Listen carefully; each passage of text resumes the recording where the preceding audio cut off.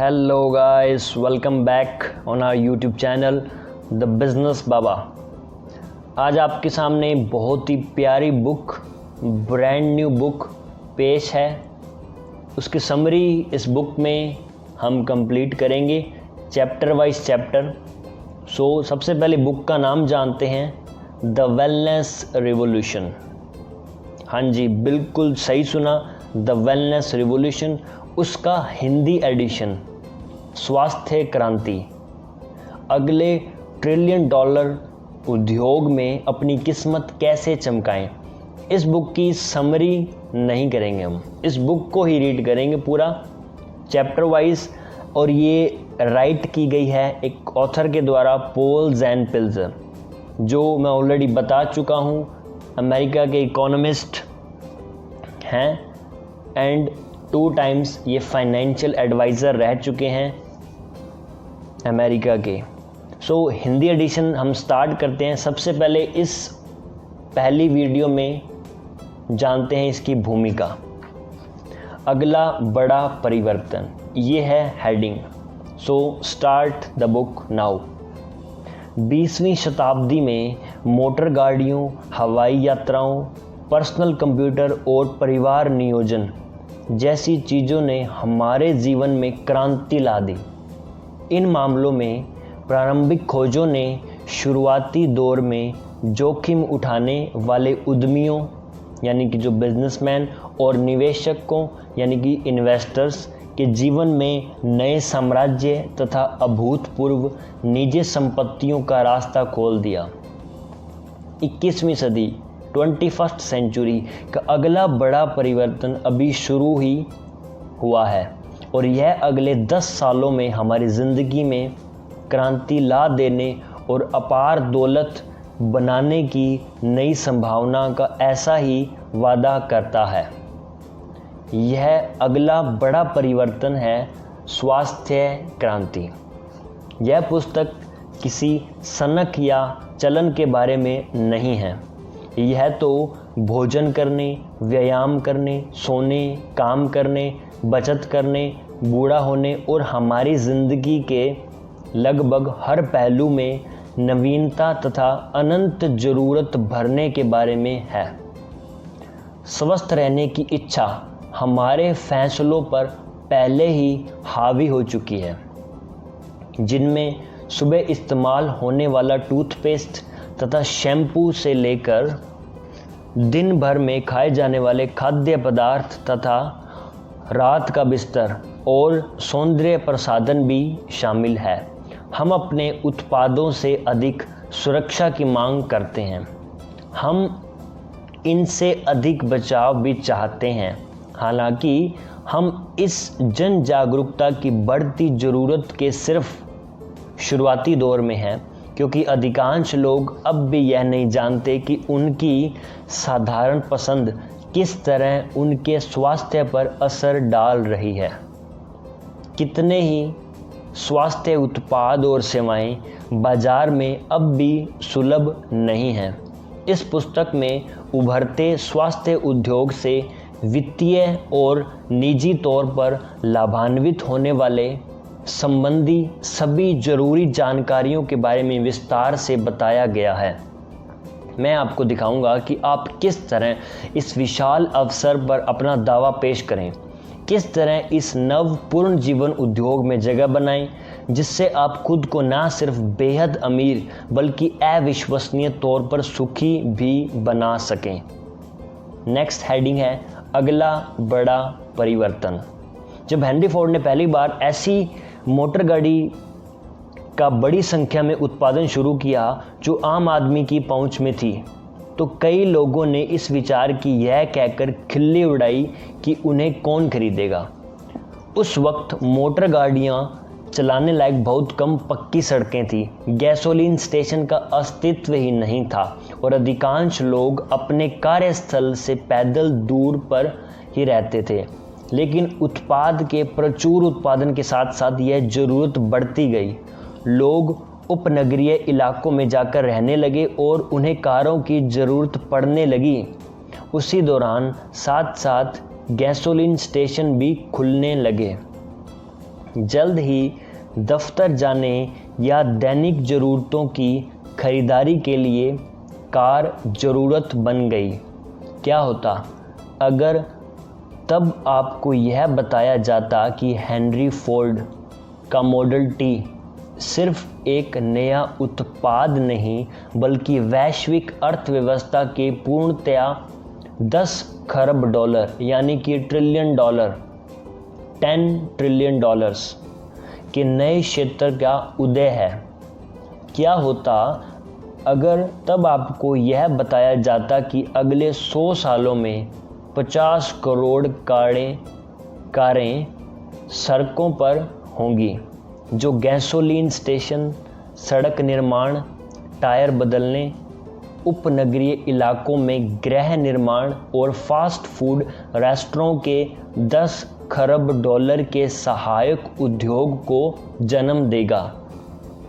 क्या आपने इस विचार को स्वीकार किया होता, यह देखते हुए कि उन दिनों ना सड़कें थी ना गैसोलीन स्टेशन थे। लोग सुविधाजनक नज़दीकी जगहों पर हफ्ते के 6 दिन कम तनख्वाह पर काम करते थे। उनके पास हर रविवार को गांव तक सैर का भी वक्त नहीं हुआ करता था। इस विचार को स्वीकारने के लिए आपको भी दूरदर्शिता दिखाते हुए हफ्ते में 5 दिन 40 घंटे काम और स्वैच्छिक आय बढ़ाने के बारे में सोचना पड़ता। लेकिन मान लीजिए आप अपनी दूरदर्शिता से उबर आते और हेनरी फोर्ड तथा अन्य के नए स्वचालित शक्ति वाहनों को खरबों डॉलर के उद्योग की शुरुआत के रूप में देखते। ऐसे में आप एक जोखिम उठाने वाले उद्यमी या निवेशकों के रूप में अपना दाम कहाँ लगाते? यह गैसोलीन या डीजल कारों पर होता या इलेक्ट्रिक गाड़ियों पर? आपका दाव सड़क निर्माण पर होता या टायर जैसे बदले जा सकने वाले अन्य पुर्जों पर, या फिर रिहायशी इलाकों के विकास पर? और इसी तरह यह महत्वपूर्ण फैसला लेते हुए अगर एक बार इनमें से कोई एक क्षेत्र चुन लेते तो खास तौर पर आप क्या दावा पेश करते? हाल ही की बात है, 1981 में नवनिर्मित पर्सनल कंप्यूटर IBM PC के आने से आश्चर्यजनक रूप से विशाल उद्योग का जन्म हुआ, जिसमें एप्पल एव, रेडियो शैक के प्रतिस्पर्धी मॉडल भी मौजूद हैं। संभवतः अधिकांश लोग यह अनुमान नहीं लगा पाए कि यह सिर्फ नए उत्पाद नहीं बल्कि विश्व अर्थव्यवस्था के एक और खरबों डॉलर के क्षेत्र का आगाज था। यह तेजी से बढ़ता एक ऐसा क्षेत्र था कि 1991 तक 10 साल के कम समय में ही पर्सनल कंप्यूटर की बिक्री ने अमेरिका के मोटर कार की बिक्री को पछाड़ दिया। जो बदलाव पहले 100 साल या उससे अधिक समय में होते थे, हमारी आधुनिक अर्थव्यवस्था में वे अब 10 साल या उससे भी कम समय में होने लगे हैं। क्या आप Bill Gates, Microsoft software, Michael Dell computer hardware, Jeff Bezos, Amazon वितरण और अनगिनत अन्य की तरह पर्सनल कंप्यूटर को 10 खरब डॉलर उद्योग की संभावना के तौर पर देखकर इसके किसी हिस्से पर अपना दांव भी लगा पाते? स्वचालित गाड़ियों और निजी कंप्यूटर अपने समय के 2 विपरीत ध्रुव थे। आखिर घोड़ों और बग्गी के दौर में लोगों के लिए ऐसी गाड़ियों को स्वीकारना मुश्किल था जो खुद की शक्ति से चलें। इसी तरह कमरे के आकार के बड़े कंप्यूटर के दिनों में कौन यह कल्पना आसानी से कर सकता था कि कोई कंप्यूटर व्यक्तिगत भी हो सकता है? ऐतिहासिक रूप से खास नए उत्पाद, नई वैज्ञानिक खोजों की बदौलत उपलब्ध हुए। इन नई खोजों से ही उत्पाद आसानी से लोगों तक पहुंच सके। लोगों को मोटर गाड़ियों और पर्सनल कंप्यूटरों की इतनी उपलब्धता से पहले ज़रूरत नहीं थी। यह ठीक उसी तरह है जिस तरह हमें आज एक ग्रह से दूसरे ग्रह जाने की ज़रूरत नहीं है। एक बार उपलब्ध होने के बाद यह सिर्फ नए उत्पाद से बढ़कर रोज़मर्रा के काम और जीवन की पूर्ण आवश्यकता बन गए। इन दो नए और बहुत से अन्य उत्पादों में ऐसा क्या खास था जिससे इन्हें रातों रात सफलता मिल गई? क्या ऐसा कोई प्रमाण था जिससे यह पूर्वाभास हो कि यह हमारी ज़िंदगी के हर पहलू पर छा जाने वाले हैं? उन लक्षणों को जानकर संभवतः आप दूसरे फायदेमंद उद्योगों के बारे में अनुमान लगा सकेंगे। दरअसल उभरते व्यापक उद्योगों के 5 अलग अलग लक्षण हैं जिनके बारे में मैं आपको कुछ देर में बताऊंगा। लेकिन पहले मैं स्वास्थ्य और उसकी अवश्य भावी उन्नति के कारणों की समझ की जटिल विचारधारा के बारे में बताना चाहता हूँ। नेक्स्ट हेडिंग है खरबों डॉलर के स्वास्थ्य उद्योग की परिभाषा।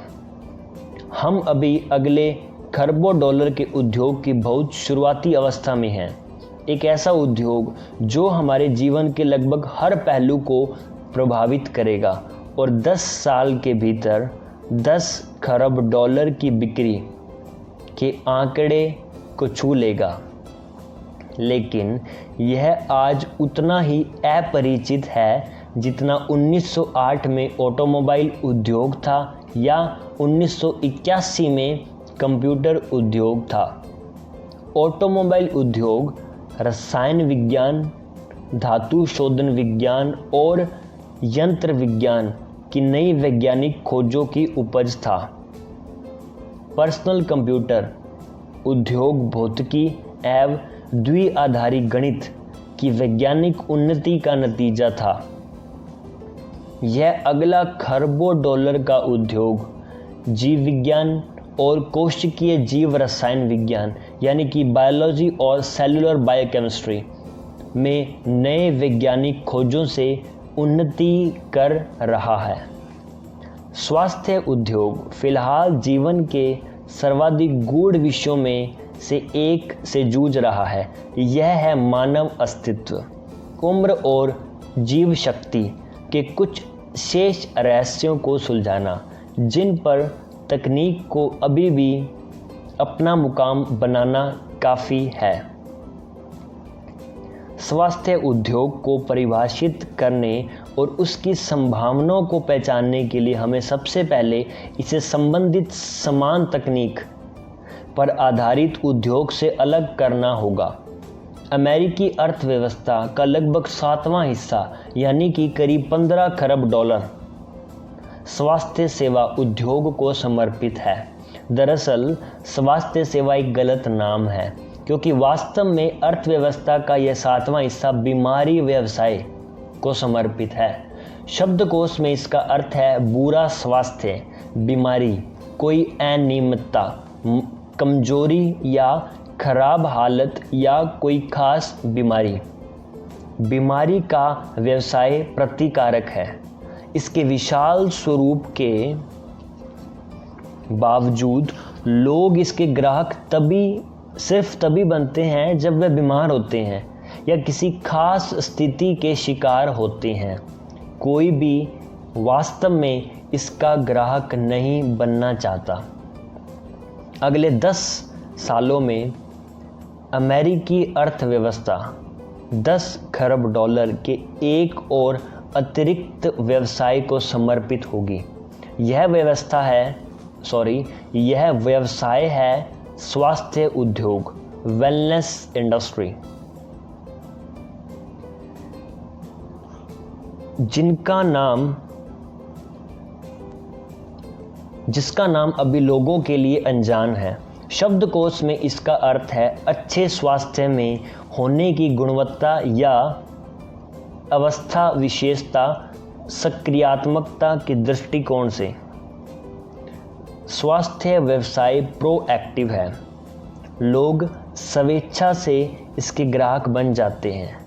बेहतर महसूस करने के लिए, बढ़ती उम्र का असर कम करने के लिए और बीमारी उद्योग के ग्राहक बनने से बचने के लिए सब लोग स्वास्थ्य की इस पूर्व चेतनावस्था का ग्राहक बनना चाहते हैं।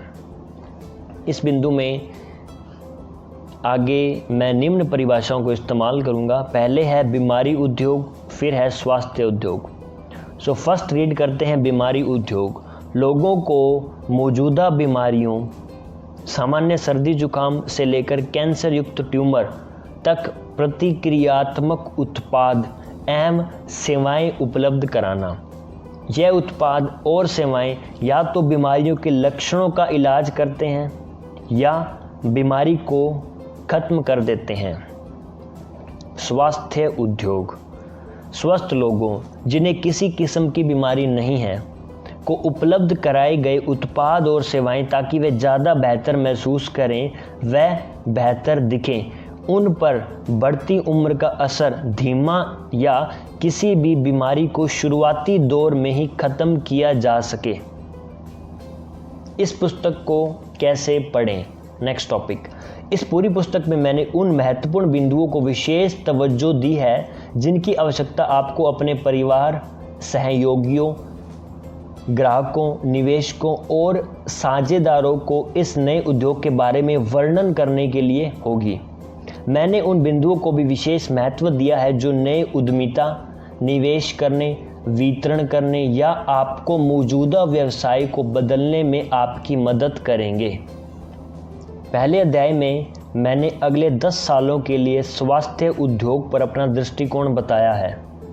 जब मैंने इस पुस्तक के लिए शोध शुरू किया तो मैंने स्वास्थ्य उद्योग की मौजूदा चीज़ों के बारे में सोचा। फिटनेस क्लब, विटामिन और इसी तरह की चीज़ें जो पहले ही अमेरिका में कुछ खरब डॉलर का व्यवसाय कर रहे हैं। मुझे यह जानकर बहुत आश्चर्य हुआ कि इसकी बिक्री पहले ही 200 अरब डॉलर पहुंच चुकी है। इसमें 70 अरब डॉलर की विटामिन बिक्री और 24 अरब डॉलर के फिटनेस क्लब शामिल हैं और अभी सिर्फ कुछ ही लोग ही स्वास्थ्य के बारे में जानते हैं। कल्पना कीजिए तब क्या होगा जब ज़्यादा लोग ये जानने लगेंगे कि स्वास्थ्य उनके जीवन की गुणवत्ता और दीर्घायुता बढ़ा सकता है। दूसरे अध्याय में मैंने समझाया है कि यह स्वास्थ्य के तारतम्य में किस तरह काम करती है। मैंने यह भी समझाया है कि मांग में नियमित वृद्धि कैसे हो सकती है।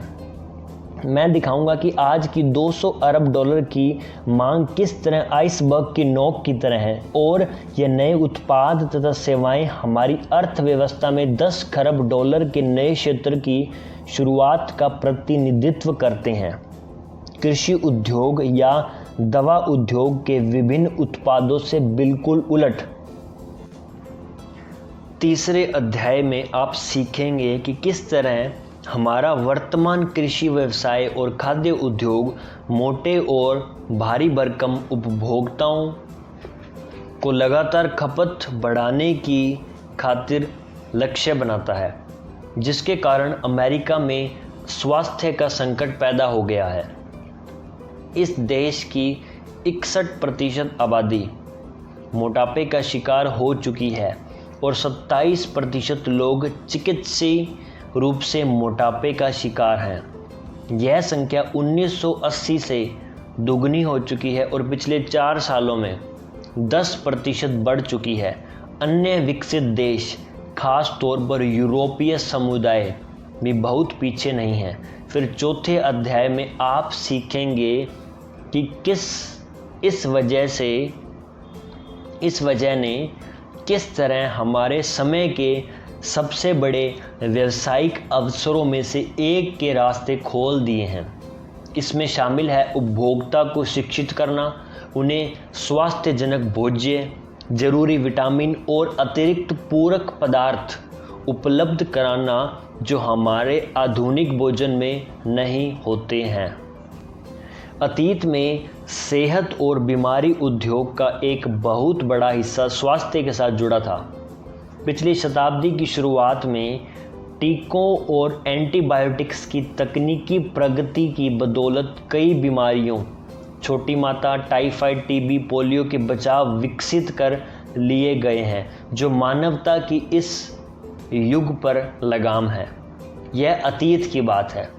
अमेरिका के कुल युवाओं के 7वें हिस्से में से अधिकांश युवा स्वास्थ्य सेवा उद्योग में काम कर रहे हैं और ये बीमारियों को रोकने के बजाय उनके लक्षणों का इलाज करने में लगे हैं। दरअसल ऐसा इसलिए क्योंकि मेडिकल कंपनियों के लिए ऐसे उत्पादों पर शोध करना और उन्हें विकसित करना अधिक फायदे का सौदा होता है जिनसे जीवन भर के उपभोक्ता बने। ऐसा इसलिए भी है क्योंकि अधिकतर चिकित्सीय उपचारों दरअसल ऐसा बीमा कंपनियों और अंततः कर्मचारी के लिए थर्ड पार्टी पैसा दे रही है। अब ज़्यादा कंपनियां अपने कर्मचारियों के स्वास्थ्य पर दीर्घकालीन दाव नहीं लगा रही है। अगर आप स्वास्थ्य सेवा क्षेत्र के इस 7वें हिस्से में हैं तो 5वां अध्याय स्वास्थ्य उद्योग में कुछ चिकित्सीय पेशेवरों के लिए उभरती उद्यमी संभावनाओं की पड़ताल करेगा। स्वास्थ्य उत्पाद और सेवाओं पर लोगों द्वारा स्वेच्छा से अपना पैसा खर्च करना, सलाहकारों की मर्जी से दुखी ग्राहकों पर किसी थर्ड पार्टी के मार्फत खर्च करने से बेहतर होगा। 6ठे अध्याय में आप सीखेंगे कि हमारा नियोक्ता आधारित स्वास्थ्य सेवा बीमा तंत्र ढहने की कगार पर क्यों है और आप अपनी तथा अपने परिवार की सुरक्षा के लिए क्या कर रहे हैं। पिछले दशकों में लगातार बढ़ती अर्थव्यवस्था के बावजूद अमेरिका में निजी दिवालियापन की अर्जी देने वाले मामले दुगने हो गए हैं।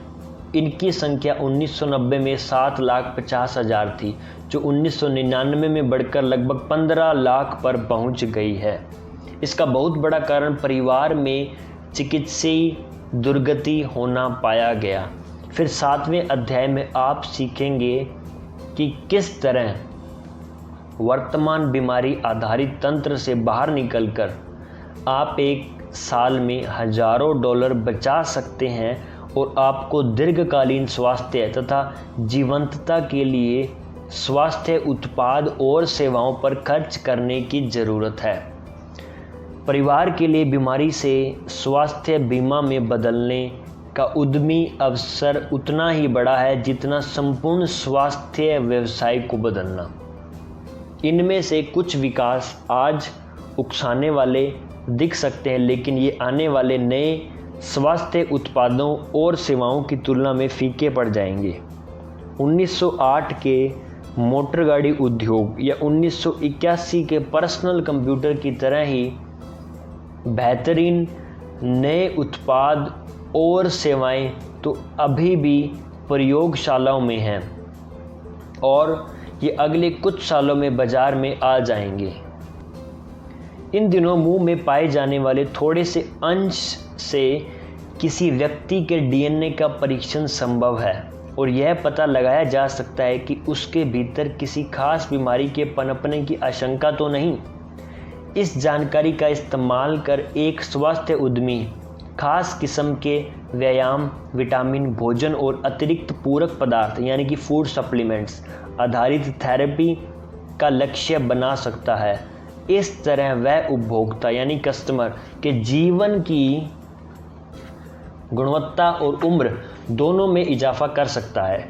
यह त्वरित संभावना भी आने वाले संभावना के सामने क्षीण पड़ जाएगी क्योंकि हम अब बुढ़ापे के जिम्मेदार जेनेटिक कोड को तोड़ने की बिल्कुल करीब हैं। एक बार इसमें सफलता मिलने के बाद स्वास्थ्य उद्योग इससे संबंधित उत्पाद और सेवाओं के वितरण में सबसे आगे होगा। नई तकनीक पर आधारित किसी भी उद्योग में नियमित रूप से दौलत वे बना रहे हैं जो उत्पाद और सेवाएं वितरित करते हैं, ना कि वे जो इन्हें बनाते हैं। ऐसा आंशिक रूप से इसलिए होता है क्योंकि तेज़ी से विकसित होती किसी भी तकनीक के क्षेत्र में आज की सीडी रोम डिस्क आने वाले कल की 8 ट्रैक टेप से और सिर्फ वितरक ही पूरी ग्रस्तता से किसी खास तकनीक को छोड़ तुरंत नए और अधिक दक्ष उत्पाद को अपनाने में सक्षम होते हैं। लेकिन ऐसा अक्सर निम्न कारण से होता है, जैसा कि आप अध्याय 8 में सीखेंगे। आज अधिकतर खुदरा उत्पादों की 70 से 80% लागत उसके वितरण में बढ़ती है, जिससे स्पष्ट होता है कि 1970 से 1999 के बीच दुनिया की सबसे ज़्यादा व्यक्तिगत दौलत उन लोगों ने क्यों बनाई जिन्होंने चीज़ों को बनाने के बजाय उनके वितरण पर ध्यान केंद्रित किया।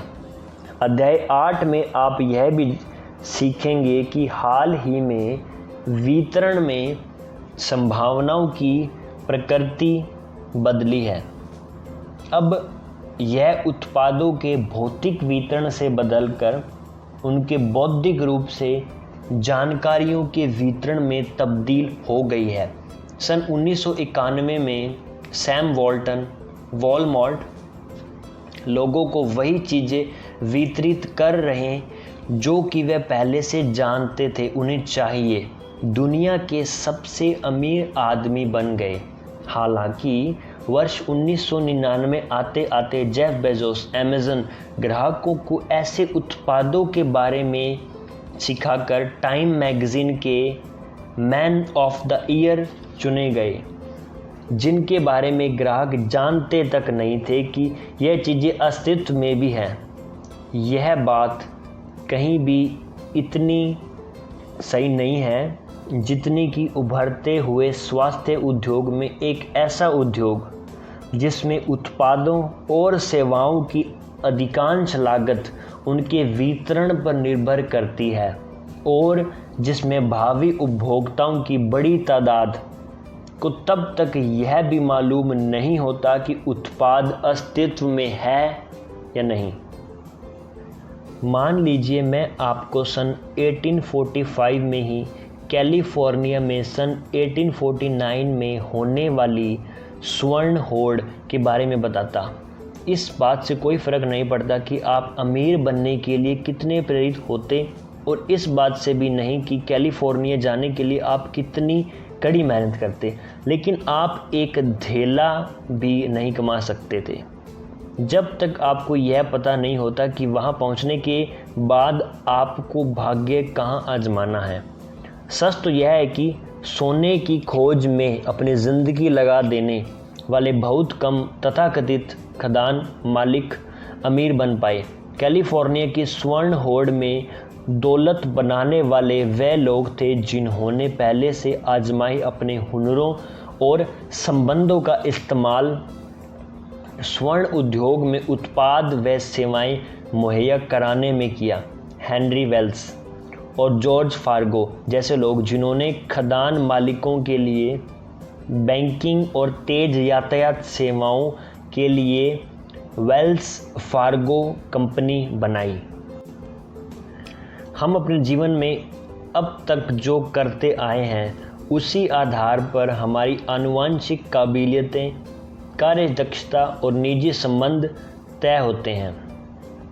अध्याय 9 में आप यह सीखेंगे कि इस 10 खरब डॉलर के स्वास्थ्य उद्योग में किस तरह आपको अपना दावा करना चाहिए। सेवाएं मुहैया कराने से लेकर उत्पाद वितरण और स्वास्थ्य कंपनियों में निवेश तक ढेर सारी संभावनाएं हैं, लेकिन हम में से प्रत्येक के लिए श्रेष्ठ वह है जो हमारे पास पहले से मौजूद पूंजी का सर्वश्रेष्ठ उपयोग करे। नेक्स्ट हेडिंग की ओर चलते हैं। विस्तृत उद्योगों की 5 विभिन्न विशेषताएं। सफलतम निवेशक और उद्यमी जानते हैं कि गुजरते झोंके और दीर्घकालीन रुझान में भेद कैसे किया जाए। विस्तृत उद्योगों की 5 विभिन्न विशेषताएं होती है जिनके बारे में मैं आपको बताने का वादा कर चुका हूं। आइए इन विशेषताओं पर एक नज़र डालें और उभरते स्वास्थ्य उद्योग में मज़ेदार प्रत्येक का विश्लेषण करें। अधिकांश लोग हेनरी फोर्ड को 1908 में मॉडल टी के साथ उभरे ऑटोमोबाइल उद्योग के खोजकर्ता के रूप में जानते हैं। हालांकि कारें दशकों से मौजूद थी, लेकिन रईसों के मन बहलाव के खिलौनों के रूप में। फोर्ड की वास्तविक खोज थी नई तकनीकों का इस्तेमाल करते हुए एक ऐसी कार बनाना, उनके शब्दों में ही, जो इतनी कम कीमत में मिले कि उसे अच्छी तनख्वाह ना पाने वाला व्यक्ति भी खरीद सके। ठीक ऐसा ही कहानी रेडियो, टीवी, रेस्टोरेंट, जेट हवाई जहाज की यात्राओं, VCR, fax machine, personal computer, email जैसी उन सभी खोजों के बारे में भी कही जा सकती है जो सर्वव्यापी हो गई और जिन्होंने हमारे जीने का तरीका बदल दिया। यह सभी उत्पाद जैसे कि ऑटोमोबाइल शुरुआत में अमीरों के लिए बनने शुरू हुए, फिर आम जनता के भीतर पहुंच वाली कीमत पर निर्माण की जा सकने वाली आधुनिक तकनीक विकसित होते ही यह सर्वव्यापी हो गए। यह इतनी लोकप्रिय क्यों हो गई? इन उत्पादों या सेवाओं में अतिरिक्त रूप से ऐसा क्या जोड़ा गया जिसका तब तक अमीर ही सबसे पहले लुफ्त लेते रहे? इन सभी उत्पादों और सेवाओं में खास से आम तक का सफ़र तय करने वक्त 5 अलग अलग विशेषताएं थी। अनुभवी उद्यमी और निवेशक आम जनता के लिए नया व्यवसाय शुरू करने से पहले इन सभी में 5 विभिन्न विशेषताओं का आकलन करते हैं। नंबर 1 सामर्थ्य, सेकंड पैर, थर्ड निरंतर खपत, फोर्थ सार्वभौमिक मांग, फिफ्थ शीघ्र खपत। सो पहले की ओर बढ़ते हैं, सामर्थ्य। सन 1976 में जब वीसीआर पहली बार बाजार में आया तो हर परिवार को एक वीसीआर की चाहत थी, लेकिन बहुत ही कम $1500 की कीमत में इसे खरीद सकते थे। आधुनिक तकनीक ने इसकी कीमत घटाकर $100 से भी कम कर दी। इसके बाद सन 1990 तक कई वीसीआर बेचे गए। उस वक्त अमेरिका के 110 मिलियन घरों में 121 मिलियन वीसीआर थे। कुछ मामलों, खासकर मोटर कार या एकल परिवार के घरों के लिए तेज़ी से आधुनिक होती तकनीक भी कीमतों को लोगों की पहुंच के भीतर नहीं कर सकी। लेकिन फिर एक नया उद्योग, कंज्यूमर फाइनेंस, उपभोक्ता को कर्ज देने के लिए उभरा, जिसने कीमतों को आसान मासिक किस्तों में बदल दिया। नंबर 2 पैर। कोई भी प्रचार किसी उत्पाद या सेवा को तब तक सर्वव्यापी नहीं बना सकता जब तक कि उसके पैर ना हो। यह ऐसी काबिलियत है जिससे उत्पाद एक बार आम आदमी द्वारा अपनाए जाने के बाद बगैर प्रचार के शेल्फ से लोगों तक पहुंचता है। कार, टीवी और पर्सनल कंप्यूटर ऐसे ही उत्पाद हैं जिन्हें दूसरों को आनंद उठाते देख लोग तुरंत पाना चाहते हैं।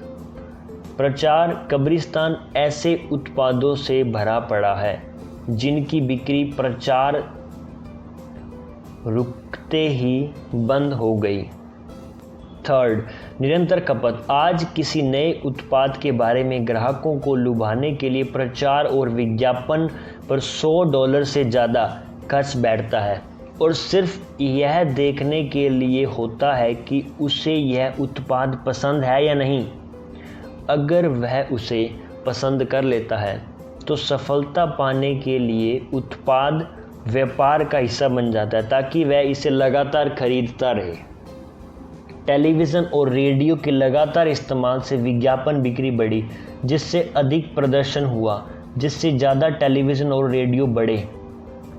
एक उपभोक्ता हर 5 साल में एक बार $100 का एक वीसीआर खरीदता है, तो हर वीसीआर सालाना सैकड़ों डॉलर की कमाई करता है और रिकॉर्डेड टेप्स का किराया आता है। जब लोग एक नया पर्सनल कंप्यूटर लेते हैं तो फिर तुरंत ही वह एक प्रिंटर चाहते हैं, एक बेहतर मॉनिटर, तेज इंटरनेट कनेक्शन, और बस यह बढ़ता जाता है। सर्वव्यापी उत्पादों को सफल होते रहने के लिए हमेशा निरंतर उपयोग होते रहना पड़ता है। सार्वभौमिक मांग। हमारे जीवन जीने का अंदाज बदलने वाला आम आदमी का व्यापार बनने, खासकर आज के ऊंचे तबके के पढ़े लिखे उपभोक्ता के लिए उत्पाद या सेवा ऐसी होनी चाहिए जिसके बारे में मैं पता चलते ही हर कोई उसे खरीदना चाहे। दरअसल आज हर कोई एक कार, एक रेडियो, एक पर्सनल कंप्यूटर चाहता है, लेकिन हर कोई कयाक, साइकिल या एक आलीशान क्रूज नहीं चाहता। बहरहाल सार्वभौमिक मांग का यह मतलब नहीं होता कि कोई चीज़ सार्वभौमिक उत्पाद हो गई। हर उपभोक्ता की ज़रूरतें अलग होती है जो उसी उत्पाद श्रेणी में पूरी होनी चाहिए। हेनरी फोर्ड ने शुरुआत में एकमात्र सार्वभौमिक मॉडल बनाकर मॉडल टी मोटर कार के लोगों की पहुंच में बनाया। वह अक्सर शेखी बघारते थे कि वह आपको एक कार बेचेंगे जिसका रंग आपकी पसंद का होगा, हालांकि ये लंबे समय तक काली रहेगी। हालांकि 1920 में फोर्ड जनरल मोटर्स से मात खा गए जब जीएम ने उच्च गुणवत्ता वाली कार विभिन्न रंगों में बाजार में लाना शुरू कर दी और मॉडल टी के बदलाव पसंद मालिकों को लगातार हर साल नए मॉडल्स उपलब्ध कराकर मांग को बरकरार रखने के लिए उकसाते रहे। 5th पॉइंट, शीघ्र खपत। आज के समय में सर्वव्यापी बनना चाह रहे नए उत्पादों और सेवाओं के लिए यह सबसे बड़ी चुनौती है कि व्यस्त उपभोक्ताओं के पास इतना वक्त होना चाहिए कि वह उसका आनंद ले सकें। लोकप्रिय होते आज के यह सर्वव्यापी उत्पाद मनोरंजक होने के साथ दरअसल उपभोक्ता का समय भी बचाते हैं। मोटर कार या जेट विमान उन्हें तेज़ी से मंजिल तक पहुंचा देते हैं। वीसीआर पर वह कम वक्त में फिल्म देख सकते हैं बजाय कि थिएटर आने के, और पर्सनल कंप्यूटर चिट्ठियों को टाइपराइटर की तुलना में कम समय में तैयार कर देते हैं। नेक्स्ट हेडिंग की ओर चलते हैं। स्वास्थ्य वह व्यापक उद्योग है जो कभी लुप्त नहीं होगा। कुछ समय पहले तक बहुत से स्वास्थ्य उत्पाद व सेवाएं सिर्फ अमीरों के लिए ही उपलब्ध थे। इस तरह के उत्पादों और सेवाओं के बारे में पहली बार मुझे तब मालूम हुआ जब हम कैलिफोर्निया के पैसिफिक में अपना पारिवारिक बीच हाउस बना रहे थे। वहाँ मैंने गौर किया कि मेरे धनाढ्य और नामचित पड़ोसी किस तरह अपने भोजन और स्वास्थ्य के प्रति संजीदा थे। स्वास्थ्य उपभोक्ता बनने के बाद मैंने पाया कि उच्च वर्गीय दायरे से बाहर बहुत से उत्पाद और सेवाएं मिलना मुश्किल हो जाता है। इसमें रेस्टोरों में स्वस्थ भोजन उपलब्ध कराने से लेकर होटल में जिम की सुविधा तक शामिल थे। आज स्थितियां बदलना शुरू हो गई है। हर दिन ज़्यादा से ज़्यादा रेस्टोरों स्वस्थ भोजन परोसते हैं। नई व्यायाम सुविधाएं खुल रही हैं। ज़्यादा विटामिन्स और विभिन्न अतिरिक्त पूरक पदार्थ मुख्य धारा के विज्ञापनों में जगह बना रहे हैं। लेकिन क्या स्थितियां इतनी बदल चुकी है कि स्वास्थ्य उद्योग उच्च वर्ग से आम वर्ग की तरफ छलांग लगाने के लिए तैयार है? इस सवाल के जवाब के लिए आइए हम सर्वव्यापी उत्पादों की 5 विशेषताओं पर नज़दीकी नज़र डालें और यह देखें कि स्वास्थ्य उद्योग इनमें से प्रत्येक से किस तरह जुड़ा है। पहला, क्या स्वास्थ्य उत्पाद और सेवाएं पहुंच के भीतर हैं?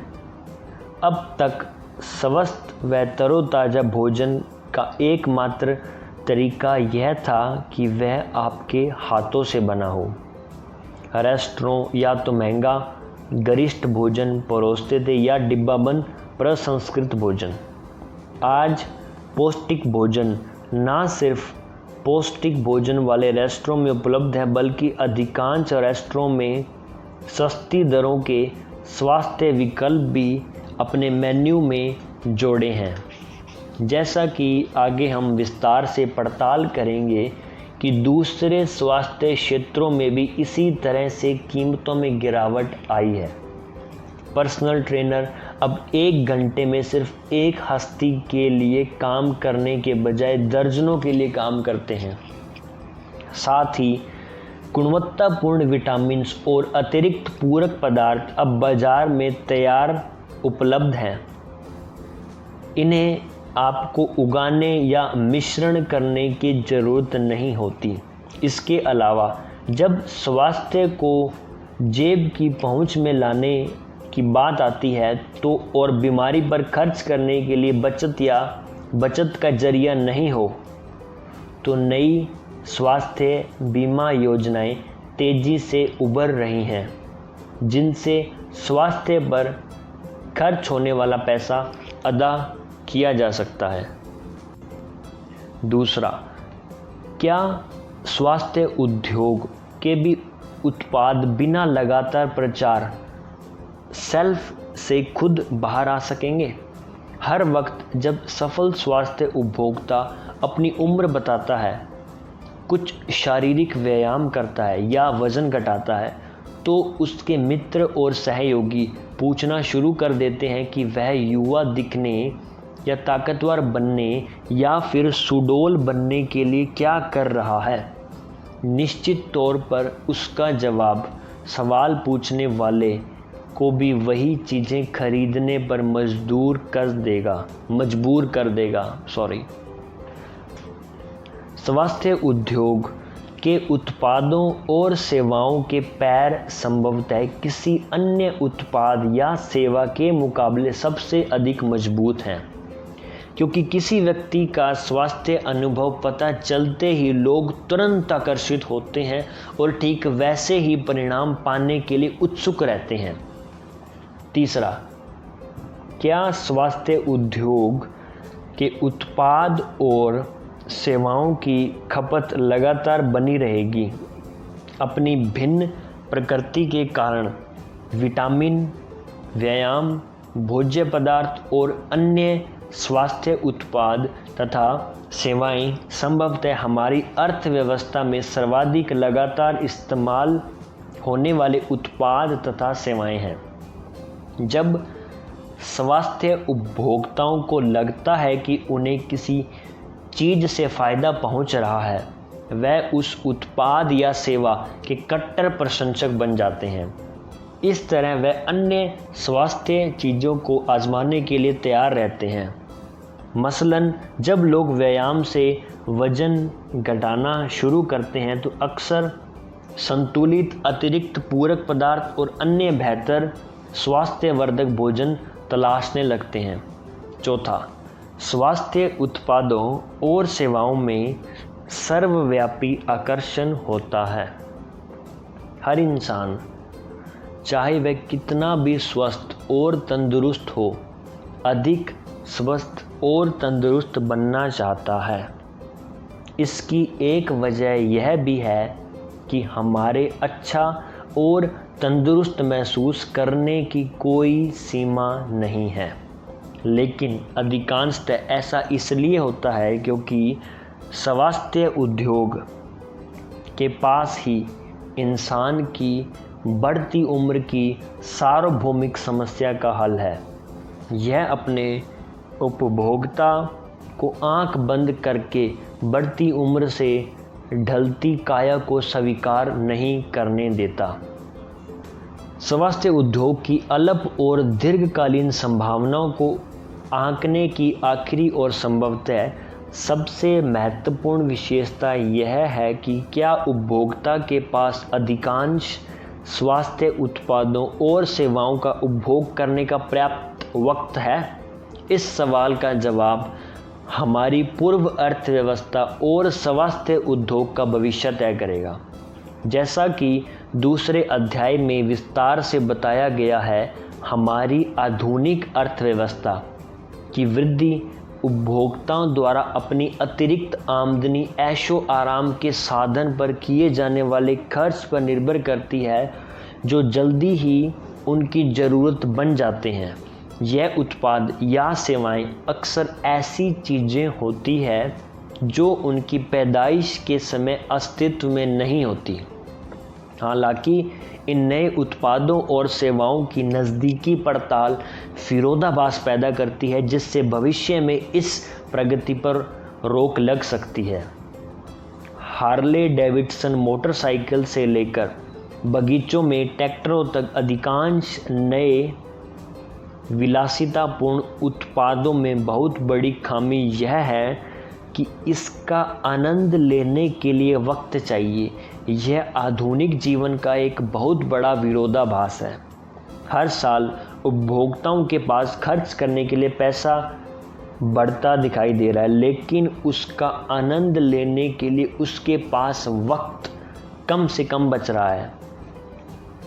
फुरस्ती अमीर और मेहनतकश गरीब वाली पुरानी धारणाओं से ठीक उलट आज समाज के हर वर्ग में अतिरिक्त कमाई फुर्सत के समय में विरोधानुपात में है।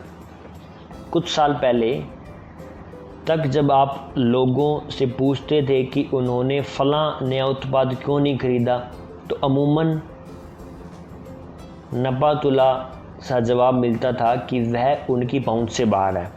आज आपको अधिकांश लोग यह कहते हुए मिलेंगे कि उनके पास पिछले हफ्ते या महीने पहले खरीदा उत्पाद का इस्तेमाल करने के लिए वक्त नहीं है।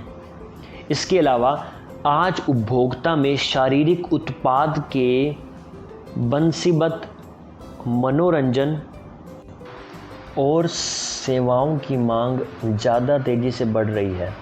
यह समय लेने वाली खरीदी मसाज से लेकर लग्जरी क्रूज़ और ओपेरा की टिकट तक की अपनी सीमा है। यह एक दिन के 24 घंटे से लेकर साल के 365 दिन तक कुछ भी हो सकती है। कुछ उपभोक्ता बताते हैं कि उनके पास समय की कमी की मुख्य वजह ज़्यादा काम नहीं, अन्य फालतू गतिविधियां हैं। हमारी आधुनिक अर्थव्यवस्था उपभोक्ताओं की इन गैर आर्थिक सीमाओं में पिसकर रह जाएगी यदि हमारी तकनीक ऐसे उत्पादों और सेवाओं का निर्माण नहीं कर सकी जिनका आनंद उठाने के लिए बहुत ज़्यादा समय की ज़रूरत ना पड़े। स्वास्थ्य उत्पाद और सेवाएं संभवतः उपभोक्ता के सिर्फ एक वर्ग का प्रतिनिधित्व करती है जिसका आनंद लेने के लिए वक्त नहीं लगता। खर्च किए गए पैसे से व्यक्ति दफ्तर में, घर पर और इनके बीच के हर पल में तंदुरुस्त महसूस करता है, खुश रहता है, युवा दिखता है या स्वस्थ महसूस करता है, जिससे उसे पुरस्कार मिलते हैं। यह स्पष्ट है कि मोटर गाड़ियों और पर्सनल कंप्यूटर की तरह ही स्वास्थ्य चेतना भी हमारे जीवन को बदलने के बारे में है। इससे पहले कि मैं यह समझाऊं कि कैसे आप यानी एक उद्यमी अतुलनीय प्रगति क्षमता वाले इस विस्तृत और अनंत उद्योग से लाभ उठा सकते हैं, आइए पहले देखते हैं कि यह उद्योग कैसे शुरू हुआ और कितना विस्तार करेगा। आज की पहली वीडियो में हमने बुक को ऑलमोस्ट स्टार्ट कर दिया है, इसके बाद चैप्टर्स हैं वो हम कंप्लीट करेंगे। एंड अच्छा लगा so please share the video, maximum to maximum awareness ज़रूर फैलाइए, यही हमारा गोल है। Thank you so much, bye bye.